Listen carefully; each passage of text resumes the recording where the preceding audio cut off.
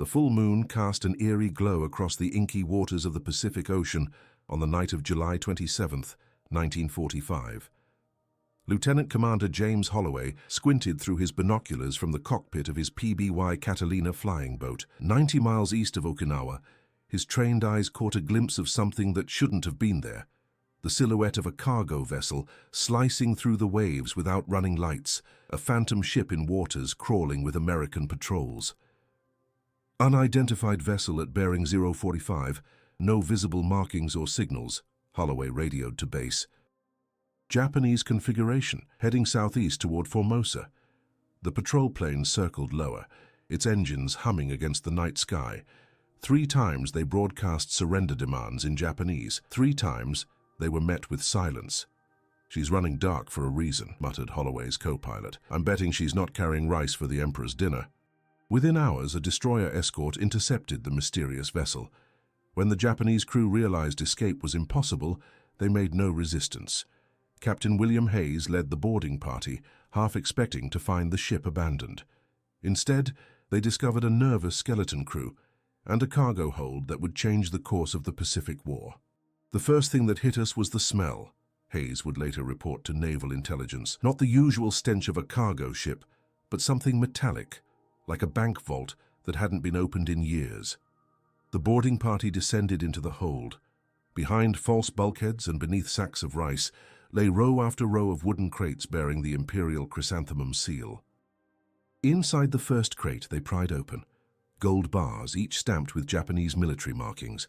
The next crates revealed more gold, documents with elaborate banking codes, and a technology no American had seen before, magnetic discs containing encrypted data. Most significant of all were 3 waterproof tubes containing detailed maps. They marked locations in Manchuria, Formosa, and a cluster of islands near Nagasaki, each annotated with Japanese military codes. "We've hit something big," Hayes radioed to headquarters. "Request immediate OSS presence and secure transport." By dawn, the cargo ship was being escorted to a secure American naval base. OSS Colonel William Donovan himself flew in from Guam to examine the discovery. The ship's captain, under intensive interrogation, revealed fragments of a vast operation. "It's called the Yamazaki Network," Donovan explained to a hastily assembled intelligence team. "Named after its architect, General Hideki Yamazaki.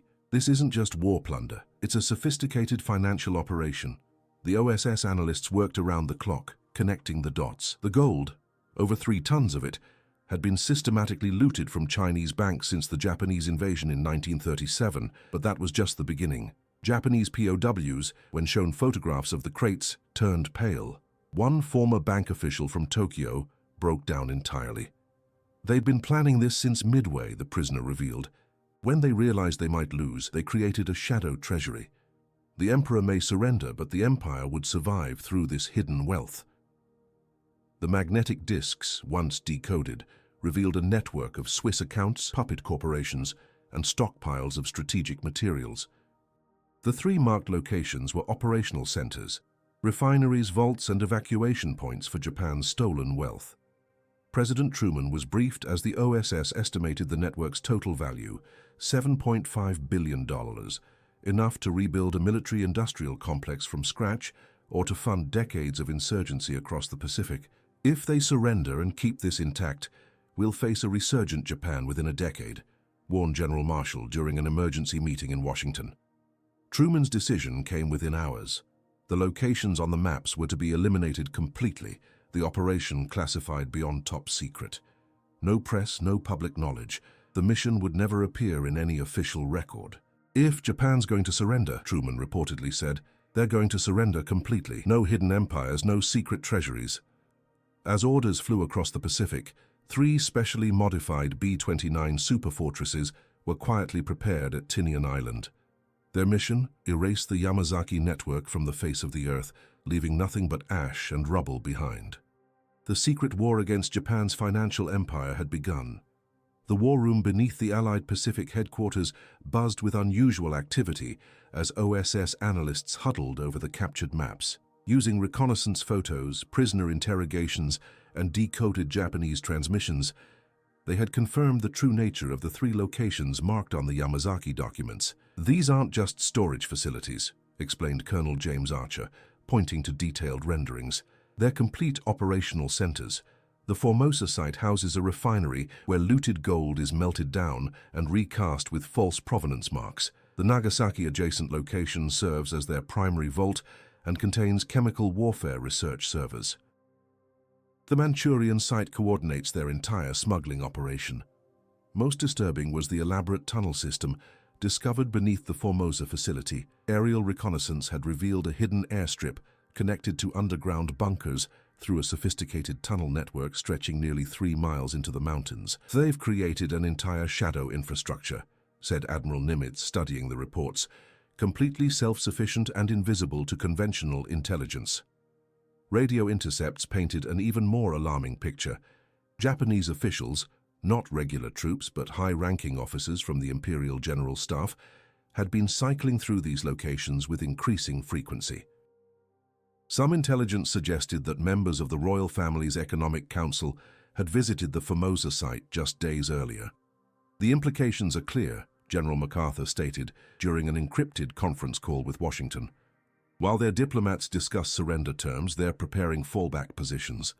This network would allow them to preserve imperial wealth and power, regardless of formal surrender documents." A series of intercepted diplomatic cables confirmed the worst fears. Japan was indeed negotiating surrender terms through Swiss intermediaries, while simultaneously reinforcing these secret economic strongholds.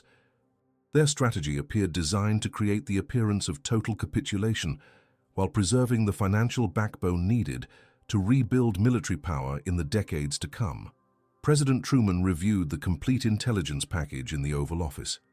His decision came without hesitation: authorize the Yamazaki Protocol immediately.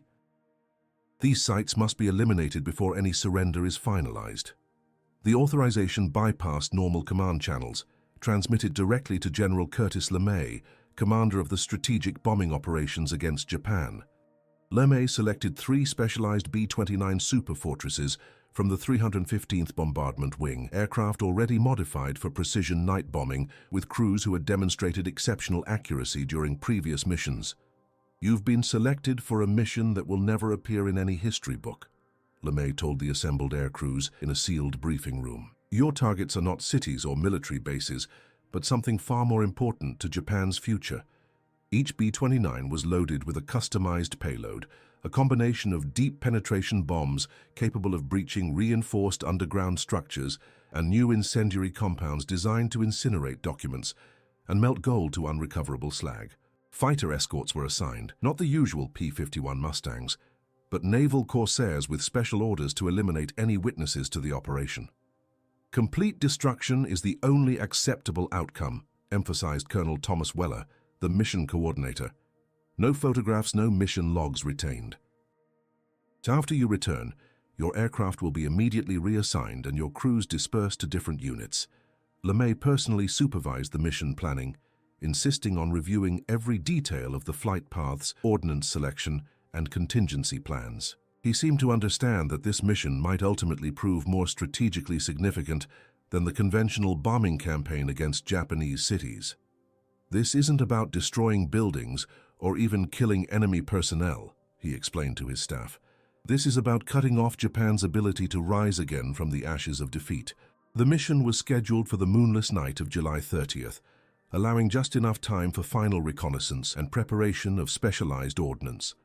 As the crews conducted their final equipment checks, a sealed memorandum arrived from the Joint Chiefs of Staff with a simple message that captured the mission's essence: "If there is no gold, there is no empire." The Yamazaki Protocol was now in motion. 3 bombers would soon take flight to erase a financial empire that officially didn't exist. In the pre-dawn darkness of July 30th, 1945, 3 B-29 superfortresses lifted off from Tinian Island's North Field, their engines thundering against the night sky. Unlike the hundreds of bombers that regularly departed for Japan, these aircraft bore no identifying markings. Their bomb bay doors had been coated with special heat-resistant black paint to prevent telltale reflections. The crews wore no insignia, and their flight plans listed them simply as weather reconnaissance. The lead aircraft, piloted by Major Robert Simmons, banked northward and climbed to 20,000 feet. The bombers crossed into the South China Sea in tight tactical formation, maintaining radio silence except for occasional coded position reports disguised as routine weather observations. 4 Navy Corsair fighters shadowed them at a distance, ready to intercept any Japanese aircraft that might spot the operation. "Weather appears favorable at all 3 survey points," came the cryptic message from Pacific Command as the bombers approached the first target, a seemingly abandoned mining facility in eastern Formosa that intelligence had identified as a sophisticated gold processing center. The B-29 split formation at precisely 0300 hours. Simmons' aircraft approached the Formosan target alone, its bomb bay doors sliding open as they began their approach. The bombardier, using special optics developed for night precision bombing, locked onto the mining complex's ventilation structures, the complex's vulnerable point according to OSS intelligence. 3 2,000-pound bunker-buster bombs fell in perfect sequence, striking with devastating accuracy. The earth heaved as the first penetration bomb drilled through 30 feet of reinforced concrete before detonating deep within the underground facility. Secondary explosions followed immediately, far larger than expected, as the bomb struck something highly combustible within. "Target 1 showing multiple subsurface detonations," Simmons reported clinically. "Fires visible through surface breaches, unknown to the bomber crew. Their timing couldn't have been more devastating." A high-level delegation from Tokyo's financial ministry had arrived just hours earlier to inspect gold reserves and prepare documents for offshore transfers. None would survive as fire swept through the document storage areas and molten metal ran through the underground chambers. 800 miles northeast, Captain William Forrest's B-29 approached the second target near Nagasaki, a facility disguised as a civilian warehouse complex, but actually housing the network's primary bullion storage and communication hub. Intelligence had identified this as the most critical node, with direct connections to Swiss financial institutions and detailed records of all hidden Imperial assets. "Pickle," Forrest said calmly as his bombardier released their specialized ordnance. The bombs struck with precision, penetrating the camouflaged roof structures and detonating deep within the reinforced chambers below. A massive secondary explosion erupted as the bombs breached what appeared to be a chemical storage area, sending a mushroom cloud of flame and smoke hundreds of feet into the night sky. Reconnaissance balloons equipped with primitive but effective camera systems, released before the bombing, captured images of thick black smoke billowing from massive craters where the facility had stood. The heat was so intense it registered on seismic equipment 200 miles away on Okinawa. Meanwhile, the third B-29, piloted by Lieutenant Colonel James Harper, encountered unexpected challenges at the Manchurian target. Heavy cloud cover initially obscured the objective, a sprawling complex that served as the network's primary distribution hub for opium, which had become the currency of choice for many of Japan's black market operations throughout occupied Asia. After 2 aborted approaches, Harper's bombardier finally gained visual confirmation. Their bombs struck the primary target, but initially appeared less effective than at the other sites. Japanese anti-aircraft fire, unexpectedly intense, damaged one engine as they completed their run. "Target 3 showing resistance, completing secondary run," Harper reported, bringing the damaged bomber around for another pass. The second bombing run collapsed the main tunnel system, burying millions in raw opium and trapping dozens of Imperial officials who had been using the facility as a covert headquarters. In just 3 hours, 3 critical nodes of Japan's shadow empire had been systematically erased from existence. As dawn broke across the Pacific, not a single newspaper or radio broadcast mentioned the attacks. The mission was officially designated as a localized weather disturbance investigation, but within the closed circles of the OSS, a whispered phrase began circulating, "We buried the Empire before the surrender." The 3 B-29 bombers returned to Tinian under cover of darkness, their mission officially unrecorded in any logbook. As intelligence reports began flowing in over the next 48 hours, the true impact of the Yamazaki Protocol emerged with startling clarity. "Confirmed destruction of all 3 facilities," read the top-secret assessment prepared for the Joint Chiefs of Staff. Surveillance indicates total operational collapse of the network's infrastructure. Naval intelligence intercepted frantic encrypted messages from Japanese command posts, seeking contact with the destroyed facilities. These communications revealed something unexpected. Multiple senior Japanese officials had been planning to escape potential war crime prosecution using routes coordinated through the Yamazaki network. Those escape routes now lay in smoldering ruins. "We've inadvertently eliminated their insurance policy," remarked Admiral William Leahy during a secure briefing. Their contingency plans assumed these facilities would remain operational regardless of formal surrender. Financial intelligence specialists from the Treasury Department analyzed the documents recovered from the ghost ship, cross-referencing them with banking records obtained from neutral countries. The picture that emerged was remarkable. The Yamazaki network had established elaborate financial pipelines through Swiss, Swedish, and Argentine banks, designed to transfer imperial wealth gradually back into Japanese hands over decades.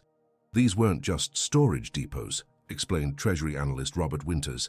They were the operational hubs of a shadow financial empire valued at approximately $7.5 billion, funds that would have financed a resurgent Japan while appearing to comply with occupation restrictions.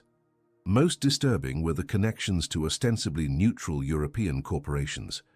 Several prominent Dutch trading companies appeared repeatedly in the ledgers, along with German industrial firms that had relocated assets to South America. These entities had established complex business relationships designed to launder imperial Japanese capital while concealing its origins. They called it Teikoku no Kage, the Empire of Shadows, translated a Nisei intelligence officer examining the recovered files. A comprehensive plan to ensure imperial power would survive regardless of military defeat. The destruction of these facilities forced immediate changes in Japanese diplomatic strategy. Before the Yamazaki operation, Japanese diplomats had been employing delaying tactics in surrender negotiations, apparently buying time for the network to secure additional assets. Within days of the bombing, their approach shifted dramatically to accelerating surrender discussions. "They've lost their financial safety net," observed Secretary of State James Burns. "Without these reserves, they can't afford a prolonged occupation or the luxury of dictating favorable terms." In Tokyo, the imperial cabinet remained unaware of American involvement in the destruction, attributing the simultaneous loss of all three facilities to either sabotage or extraordinary coincidence. Their confusion was evident in intercepted communications that spoke of catastrophic security failures and irreparable strategic damage. When American negotiators subtly referenced knowledge of hidden Japanese assets during diplomatic exchanges, Japanese officials categorically denied any such operations existed, a response that only confirmed the network's extreme secrecy, even within their own government. "The beauty of this operation," noted OSS Director William Donovan, "is that they can't protest the destruction of something they claim doesn't exist." The intelligence gleaned from the captured materials proved invaluable during occupation planning. Without revealing their source, American authorities implemented financial controls specifically designed to prevent any resurrection of the hidden imperial economic system. Japanese banks were subjected to unprecedented scrutiny, with special attention to overseas connections that had been identified in the Yamazaki documents. "They believe we're being thorough based on standard occupation protocols," General MacArthur commented. "They don't realize we're working from their own secret playbook." As Japan's formal surrender approached, American military governors were quietly briefed on the financial vacuum created by the Yamazaki Protocol, the destruction of $7.5 billion in hidden assets, equivalent to nearly half of Japan's pre-war industrial capacity, had fundamentally altered the economic landscape of the upcoming occupation. "We're no longer facing the possibility of a financially independent shadow government," President Truman was informed. "The playing field has been irrevocably leveled." On September 2, 1945, as Japanese representatives signed the surrender documents aboard the USS Missouri, they did so without knowing their nation's secret financial insurance policy had already been systematically dismantled. The economic foundations for maintaining imperial power through unofficial channels had been reduced to ash and twisted metal, buried in 3 remote locations that officially never existed. As the dust settled on the Pacific War, the Yamazaki Protocol underwent its final phase, historical erasure.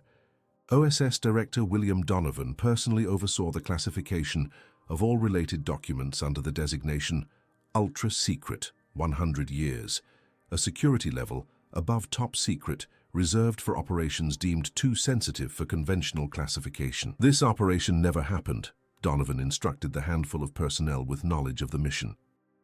Not in reports, not in memoirs, not even in private conversations. The aircrews who executed the mission received no public recognition for their achievement. Instead, each pilot and key crew member was quietly transferred to prestigious positions in the post-war military structure or provided with exceptional opportunities in civilian life. Their service records contained carefully crafted gaps that hid their participation in what one classified memorandum called the Decisive Shadow Campaign. To eliminate physical evidence, the Japanese cargo ship that had revealed the network was deliberately scuttled in the Marianas Trench, ostensibly lost during a typhoon according to official records. Special dive teams recovered and destroyed any wreckage that might have floated to the surface. The recovered gold, 3 tons of it, was transported under heavy security to a newly constructed vault beneath the naval base in Guam. There it remained, uncatalogued in any treasury record, forming the nucleus of a classified fund later used to finance covert operations throughout the Cold War without congressional oversight. "The gold that doesn't exist will fund the operations that never happen," remarked CIA Director Alan Dulles years later, inheriting control of the resources first secured during the Yamazaki operation. For decades, the operation remained buried in the deepest shadow archives of American intelligence. Then, in 2001, as part of routine declassification reviews, several documents tangentially referencing the Yamazaki network were released to the National Archives. These fragmentary references caught the attention of Dr. Richard Tanaka, a military historian at MIT specializing in Pacific War economics. "These documents hint at something extraordinary," Tanaka wrote in an obscure academic journal. "There appears to have been a systematic operation targeting Japan's hidden financial infrastructure in the closing days of the war." Tanaka's research established connections between the Yamazaki network and the legendary gold of Yamashita, the vast trove of wealth looted from across Asia by Japanese forces under General Tomoyuki Yamashita. While most historians had dismissed tales of Yamashita's treasure as myth, Tanaka's work suggested a more complex reality, that much of this plunder had been systematically processed through the facilities destroyed in the Yamazaki Protocol. "What's most remarkable," Tanaka noted, "is not just the existence of this network, but the complete absence of any official acknowledgement of its destruction. It represents perhaps the most successful classified operation in modern military history." When approached by researchers, Japanese government officials maintained their decades-long policy of absolute silence on the matter. A spokesperson for Japan's Ministry of Finance stated only that historical matters regarding wartime financial activities remain under review, the same diplomatic non-answer given since 1946. A Freedom of Information request filed in 2022, seeking additional details on the Yamazaki operation, received a curious response. Neither confirmation nor denial of records, but rather a statement that any such materials would remain classified until 2045 under extended security protocols. In private conversations, aging intelligence veterans occasionally reference the operation as the other decisive attack, suggesting its strategic impact rivaled even the atomic bombings enforcing Japan's unconditional surrender. By eliminating Japan's financial escape hatch, the Yamazaki Protocol had ensured that surrender meant genuine capitulation rather than strategic repositioning. The shadows of this classified operation occasionally resurface in unexpected ways. Trace elements in gold bars occasionally appearing in international markets have been linked to the unique metallurgical signatures of pre-war Japanese holdings. Financial anomalies in certain Swiss accounts frozen since 1945 suggest connections to the interrupted network. But the full truth remains elusive, visible only in fragments like the faded reconnaissance photographs of B-29 bombers over unmarked targets, hand-annotated maps with sites that match no known military installations, and cryptic references in diplomatic cables to permanent financial incapacitation. As the screen fades to black, one final question appears. What if Hiroshima wasn't the only attack that ended the war?